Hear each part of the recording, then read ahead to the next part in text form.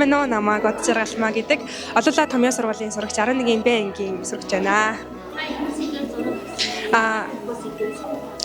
Катионы өнгийг таних туршилт хийсэн. Энэ болохоор би зүгээр ингээд дуусмлын өнгө олохоос илүү ийм катионы өнгө үл арай сонирхолтой болов уу гэж бодоод тэгээд энийг туршилтыг сонгосон.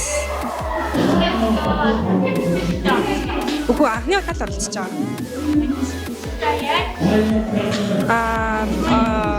Хөвгөнд болохоор спирт цацаад спирт шингээснийхаа дараа хуурай магнитцаад тэгээд гал асуусан байна. За баярлалаа.